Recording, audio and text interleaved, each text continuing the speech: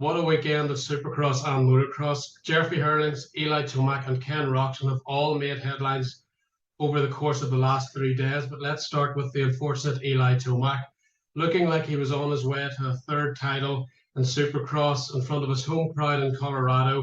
Leading the race, it looked like nothing could go wrong until it did. And unfortunately, Eli Tomac snapped his Achilles tendon just going through a rhythm section. Maybe that was the time the standing on the balls of your feet doesn't work. Usually it does, but unfortunately for Eli Tomac, he felt the pain straight away, pulled off the track immediately, and rode straight to the medical centre where he couldn't even bear weight on his foot. Unfortunately, it looks like that's Eli Tomac, not only his supercross season, but also his outdoor season. As well as that, it looks like we aren't going to get to see the matchup we all hoped for at the end of the year with Jeffrey Herlings. And it may be indeed that Eli Tomac has raced his last professional race. Let's wait and see, but the general time off for an Achilles tendon is around 6 months. So that would still rule him out for this season. Maybe he'll come back and do World Supercross. Maybe he'll come back and do MS Supercross. We don't know. But that's a big injury to come back from on a terrible, terrible way and pretty unfair way for a legend of Tomac's caliber to buy out of his pro career, especially so close to that third title that he'd managed so well, had won the most races, managed the championship perfectly, and then something like that takes him out, and it's Chase Sexton's title now. The new wave of riders coming through, but really Tomac, this was his title, and it's really unfortunate to see it go out like that. Talking of World Supercross, Ken Roczen has just announced that he'll be riding World Supercross for the next 3 years. It means no outdoors for Ken, although he did say he may do the odd race there. But from now on, it looks like Roczen's future is going to be Supercross only.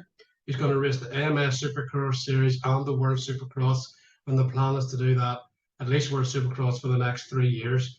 Interestingly, Ken said he felt this was a way to extend his career. He will do SMX as well this year, but it looks like the outdoors with the heat and humidity, the long drawn out 31 race series for America and all the AMA riders, that may start to take its toll, and it looks like AMS Supercross and World Supercross might be the future for many riders, including Ken Roczen, who said that it may be something that other riders approaching 30 may be able to do.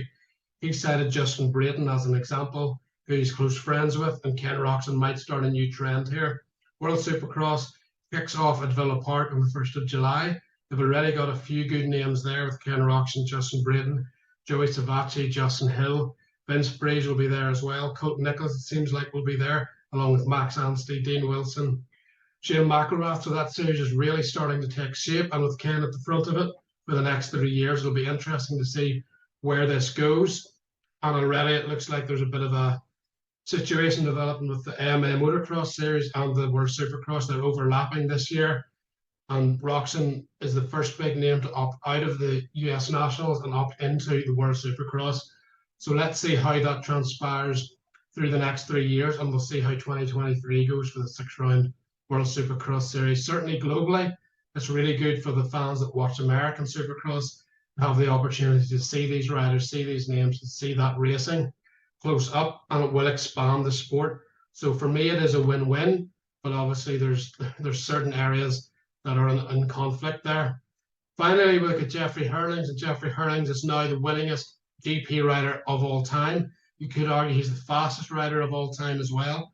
102 GP wins and counting. He's broken Stefan Evert's 101 GP wins that he got in 2006, just before he retired. Evert's a legend, of course, still has the 10 world titles. Herlings doesn't think he's going to race long enough to get the 10 with all the injuries. He's still going to have to win 5 more, including this year. So that's 5 years of winning if he doesn't get injured. But he has got a legacy in his back pocket now. And from here until he retires, he's already signed a 3-year contract. So another 3 years of Jeffrey Herlings. This number might be a number that no one will ever beat.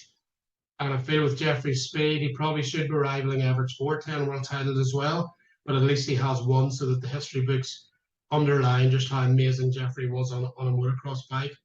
But overall, a mad weekend, really. The Tomac drama, unfortunate drama surrounding Eli Tomac, really hard to watch. The highs of Jeffrey Herlings, or he missed an entire year last year. He's now in the history books, possibly forever, with this GP win record. And then World Supercross taking the step forward with Ken Roczen confirming he's going to be the guy, defending champion, of course. He's going to be the guy for the face of that series for the next 3 years.